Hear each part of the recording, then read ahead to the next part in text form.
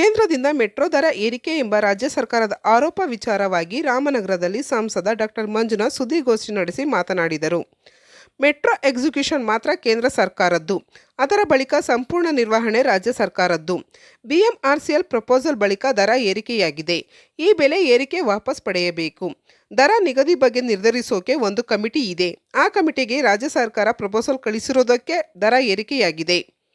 ದರ ಏರಿಕೆ ಬೇಡ ಅಂತ ರಾಜ್ಯ ಸರ್ಕಾರದಿಂದ ಒಂದೇ ಒಂದು ಲೆಟರ್ ಹೋದರೆ 2 ನಿಮಿಷಕ್ಕೆ ತಡೆಯಾಗುತ್ತೆ. ರಾಜ್ಯ ಸರ್ಕಾರದ ಪಾತ್ರ ಇದರಲ್ಲಿ ಹೆಚ್ಚಾಗಿದೆ ಎಂದು ರಾಜ್ಯ ಸರ್ಕಾರಕ್ಕೆ ಟಾಂಗ್ ನೀಡಿದರು. ಇದೇ ಸಂದರ್ಭದಲ್ಲಿ ಕೇಂದ್ರ ಬಜೆಟ್ ಕುರಿತು ಮಾತನಾಡಿದ ಮಂಜುನಾಥ್, ಈ ಬಾರಿಯ ಬಜೆಟ್ ದೂರದೃಷ್ಟಿ ಬಜೆಟ್ ಇದಾಗಿದ್ದು 2027ರ ಹೊತ್ತಿಗೆ ಭಾರತ ವಿಶ್ವದ 3ನೇ ಆರ್ಥಿಕ ಶಕ್ತಿಯಾಗಲಿದೆ. ಈ ಕೇಂದ್ರ ಬಜೆಟ್ನಲ್ಲಿ ನಮ್ಮ ರಾಜ್ಯಕ್ಕೆ ಸಾಕಷ್ಟು ಅನುಕೂಲವಾಗಲಿದೆ. ಕೃಷಿಗೆ ಈ ರಾಜ್ಯ ಬಜೆಟ್ನಲ್ಲಿ ಒತ್ತು ನೀಡಿದ್ದು ಮೀನುಗಾರಿಕೆ, ಹೈನುಗಾರಿಕೆಗೆ ಆದ್ಯತೆ ನೀಡಿದೆ. 17 ಕ್ಯಾನ್ಸರ್ ಔಷಧಕ್ಕೆ ತೆರಿಗೆ ವಿನಾಯಿತಿ ನೀಡಲಾಗಿದೆ. ಪ್ರತಿ ಜಿಲ್ಲೆಗೆ ಒಂದು ಐಸಿಯು ಮತ್ತು ಟ್ರಾಮಾ ಕೇರ್ ಸೆಂಟರ್ ನೀಡಿದ್ದಾರೆ. ಬೆಂಗಳೂರಿನ ನಿಮ್ಹಾನ್ಸ್ಗೆ 950 ಕೋಟಿ ರು ಯೋಜನೆ ಘೋಷಣೆ ಮಾಡಲಾಗಿದೆ. ಬೆಂಗಳೂರು ಹೈದರಾಬಾದ್ ನಡುವೆ ಹೈಸ್ಪೀಡ್ ರೈಲು ಘೋಷಣೆ ಮಾಡಲಾಗಿದೆ. ಔಷಧದ ಮೇಲಿನ ತೆರಿಗೆ ಕಡಿತ ನಮಗೂ ಅನ್ವಯವಾಗುತ್ತೆ. ಇದನ್ನು ರಾಜ್ಯ ಜಿಲ್ಲೆಗೆ ಸೀಮಿತ ಮಾಡೋಕ್ಕಾಗಲ್ಲ ಎಂದು ತಿಳಿಸಿದರು.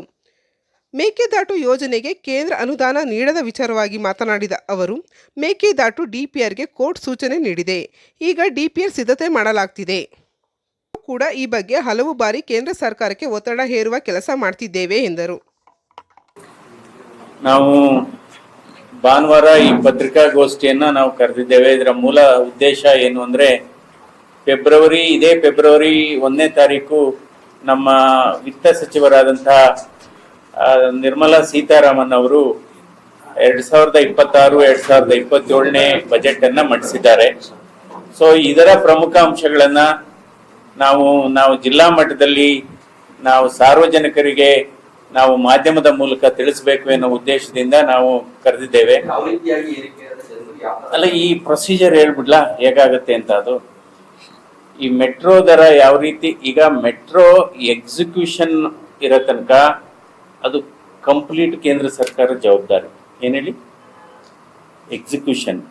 ಎಕ್ಸಿಕ್ಯೂಷನ್ ಆಗಿ ಅದರ ರನ್ನಿಂಗ್ ಶುರು ಆದ್ಮೇಲೆ ಅದರದ್ದು ಮೇಂಟೆನೆನ್ಸು, ಅದರದ್ದು ಅಡ್ಮಿನಿಸ್ಟ್ರೇಷನ್ನು ಎಲ್ಲ ರಾಜ್ಯ ಸರ್ಕಾರಕ್ಕೆ ಬರುತ್ತೆ.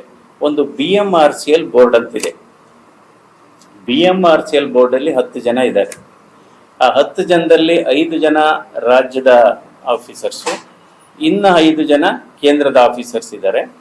ಅವರು ಪ್ರಪೋಸಲ್ ಅಂದ್ರೆ ಈ ಹೈಕ್ ಆಗಬೇಕು ಅಂತ ಪ್ರಪೋಸಲ್ ಕಳಿಸಿದ್ರೆ ಅದು ಹೈಕ್ ಆಗುತ್ತೆ. ಇದು ಏನು ಅಂದ್ರೆ ಫೇರ್ ಫಿಕ್ಸೇಷನ್ ಕಮಿಟಿಯನ್ನೇ ಮಾಡಿದ್ದಾರೆ. ಅಂದ್ರೆ ಎವರಿ ಇಯರ್ 5% ಜಾಸ್ತಿ ಮಾಡಬೇಕು ಅಂತ. ಈಗೇನಾಗಿದೆ, ಲಾಸ್ಟ್ ಇಯರೇ ಒಂದು 71% ರೈಸ್ ಆಗೋಗಿದೆ. ಸೊ ಡೆಫಿನೆಟ್ ಆಗಿ ಅದು ರೋಲ್ ಬ್ಯಾಕ್ ಆಗಬೇಕು. ಅದ್ರ ಬಗ್ಗೆ ಎರಡನೇ ಮಾತಿಲ್ಲ, ಏನಿಲ್ಲ.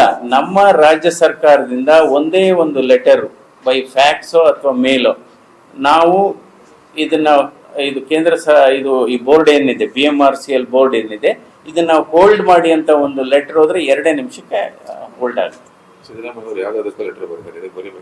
BMRCL ಸೊ ಅಷ್ಟೇನೆ. ಇದು ಅಂದ್ರೆ ಇಲ್ಲಿಂದನೇ ಹೋಗುತ್ತೆ ಪ್ರಪೋಸಲ್, ರಾಜ್ಯ ಸರ್ಕಾರದಿಂದಲೇ ಪ್ರಪೋಸಲ್ ಹೋಗುತ್ತೆ. ನಮಗೆ ಬೇಡ, ಹೈಕ್ ಬೇಡ ಅಂತ ಇವರು ಒಂದು ಲೆಟರ್ ಬರೆದ್ರೆ ಮುಗಿತು. ಅಲ್ಲ, ಅದೇನಾಗಿದೆ, ಆಕ್ಟ್ ಅಲ್ಲಿ ಏನಿದೆ, ಎವರಿ ಇಯರ್ 5% ಹೈಕ್ ಅಂತ ಇದೆ. ಸೊ ಅದಕ್ಕೊಂದು ನಾವು ಡೆಫಿನೆಟ್ ಆಗಿ ಈ ಗೊಂದಲ ಎಲ್ಲ ಪರಿಹಾರ ಆಗ್ಬೇಕಾದ್ರೆ ಅದಕ್ಕೆ ತಿದ್ದುಪಡಿ ಆಗ್ಬೇಕು. ಅದಕ್ಕೆ ಅದ್ರ ಬಗ್ಗೆ ನಾವು ಅರ್ಬನ್ ಅಫೇರ್ಸ್, ಇದು ರೈಲ್ವೆ ಮಿನಿಸ್ಟ್ರಿಗೆ ಬರಲ್ಲ, ಮಿನಿಸ್ಟ್ರಿ ಆಫ್ ಅರ್ಬನ್ ಅಫೇರ್ಸ್ ಇದೆಯಲ್ಲ ಅವ್ರಿಗೆ ಬರುತ್ತೆ.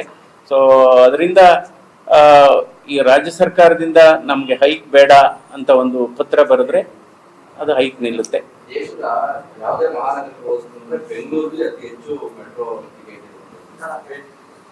ಅಲ್ಲ, ಅದಕ್ಕೇನೆ ಇದು ಫೇರ್ ಫಿಕ್ಸೇಷನ್ ಕಮಿಟಿ.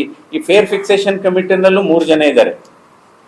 ಒಬ್ರು ಚೇರ್ಮನ್, ಇನ್ನೊಬ್ರು ರಾಜ್ಯ ಸರ್ಕಾರದ ನಾಮಿನಿ, ಇನ್ನೊಬ್ರು ಕೇಂದ್ರ ಸರ್ಕಾರದ ನಾಮಿನಿ, ಇನ್ನೊಬ್ರು ಜಡ್ಜ್ ಇದ್ದಾರೆ. ಸೊ ನಾವು ಏನಾದರೂ ಅಬ್ಜೆಕ್ಟ್ ಮಾಡೋದೇ ಆದರೆ ನಾವು ರಾಜ್ಯ ಸರ್ಕಾರದ ಅಬ್ಜೆಕ್ಟ್ ಮಾಡ್ಬೇಕು ಆ ಕಮಿಟಿಲಿ. ಸೊ ಅದರಿಂದ ಮೋಸ್ಟ್ ಇಂಪಾರ್ಟೆಂಟು ಇದು ಅವ್ರ ಜವಾಬ್ದಾರಿ, ಇದು ಜವಾಬ್ದಾರಿ ಅಂತಲ್ಲ, it is A joint responsibility. So ನಾವು ಇದನ್ನ ರೋಲ್ ಬ್ಯಾಕ್ ಆಗಬೇಕು. ಅದಕ್ಕೋಸ್ಕರ ಆಲ್ರೆಡಿ ಕೇಂದ್ರ ಸಚಿವರಿಗೂ ಮಾತಾಡಿದೆ. ಸೊ ಬಹಳ ಮುಖ್ಯವಾದದ್ದು, ನಮ್ಮ ರಾಜ್ಯ ಸರ್ಕಾರದಿಂದನೇ ಒಂದು ಪತ್ರ ಹೋದ್ರೆ, ನಾನು ಇದು ಬರೋದಕ್ಕೆ ಮೊದಲೇ BMRCL ಚೇರ್ಮನ್ಗೂ ಮಾತಾಡಿದೆ, MDಗೂ ಮಾತಾಡಿದೆ.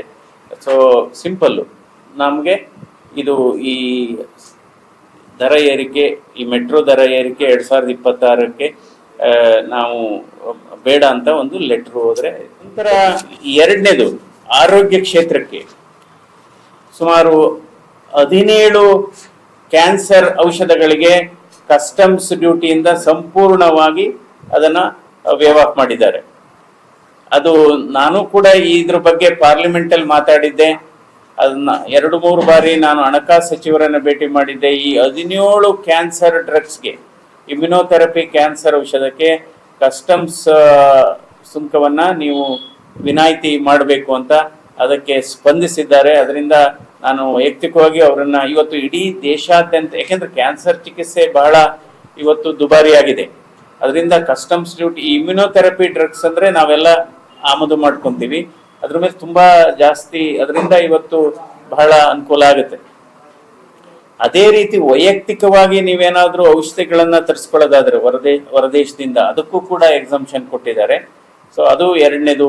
ಹಾಗಾಗಿ ಮತ್ತು ಪ್ರತಿ ಜಿಲ್ಲೆಯಲ್ಲೂ ಕೂಡ ನಾನು 2 ಸರಿ ಲೋಕಸಭೆಯಲ್ಲಿ ಪ್ರಸ್ತಾಪ ಮಾಡಿದ್ದೆ, ಪ್ರತಿ ಜಿಲ್ಲೆಗೆ ಒಂದು ICU ಮತ್ತು ಒಂದು ಟ್ರಾಮಾ ಕೇರ್ ಸೆಂಟರ್ ಬೇಕು.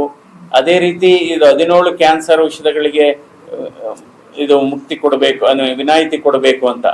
ಇವತ್ತು ಭಾರತ ದೇಶದ ಸುಮಾರು 700ಕ್ಕೂ ಹೆಚ್ಚು ಜಿಲ್ಲೆಗಳಲ್ಲಿ ಇವತ್ತು ಅಂದ್ರೆ ಕೆಪಾಸಿಟಿ ಇನ್ಕ್ರೀಸ್ ಮಾಡತಕ್ಕಂಥದ್ದು ಯಾವುದು, ಟ್ರಾಮಾ ಮತ್ತು ಎಮರ್ಜೆನ್ಸಿ ಕೇರ್ಗೆ ಪ್ರತಿ ಜಿಲ್ಲೆನಲ್ಲೂ ಈಗಿರತಕ್ಕಂಥ ಆಸ್ಪತ್ರೆಗಳಲ್ಲಿ ಟ್ರಾಮಾ ಸೆಂಟರು ಮತ್ತು ತುರ್ತು ನಿಗಾ ಘಟಕವನ್ನ ಎನ್ಹಾನ್ಸ್ಮೆಂಟ್ ಮಾಡಲಿಕ್ಕೆ ಘೋಷಣೆ ಆಗಿದೆ ಬಜೆಟ್ ಅಲ್ಲಿ. ಅದೊಂದು ಎರಡನೇದು. ಮೂರನೇದು, ಇವತ್ತು 17 ಕ್ಯಾನ್ಸರ್ ಔಷಧ ಎಲ್ಲ ಇದಾಗಿರೋದು ಕಸ್ಟಮ್ಸ್ ಡ್ಯೂಟಿ ಆಗಿರೋದು ಇಡೀ ಭಾರತ ದೇಶಕ್ಕೆ ಹೆಲ್ಪ್ ಆಗುತ್ತೆ. ನಾವು ವೈಯಕ್ತಿಕವಾಗಿ ಕೆಲಸ ಮಾಡಬೇಕಾದ್ರೆ ಒಂದು ನಮ್ಮ ಕ್ಷೇತ್ರದ್ದು ಅಭಿವೃದ್ಧಿ, ನಂತರ ರಾಷ್ಟ್ರದ ಅಭಿವೃದ್ಧಿ, ಎರಡಕ್ಕೂ ನಾವು ಸ್ಪಂದಿಸಬೇಕಾಗುತ್ತೆ. ನಮ್ಮಲ್ಲಿ 200 ಕಿಲೋಮೀಟರ್ಸ್ ಮೆಟ್ರೋ ಇದೆ.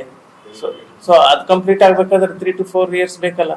ಸೊ ಇದೇನಾಗುತ್ತೆ, ಈಗ ಯಾವಾಗ್ಲೂ ಅಷ್ಟೇ ಇದು ಕರ್ನಾಟಕಕ್ಕೆ ಅಡಿಷನಲ್ ಆಗಿ 7,387 ಕೋಟಿ ಈ ಬಜೆಟ್ ಅಲ್ಲಿ ಅಪ್ರೂವ್ ಆಗಿದೆ.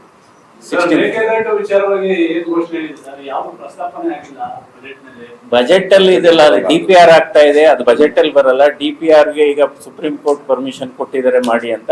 ಮುಂದೆ ಅದಕ್ಕೆ ನಿರಂತರವಾಗಿ ಹೋರಾಟ ಆಗಿದೆ. ಯಾವುದು ಮೇಕೆದಾಟು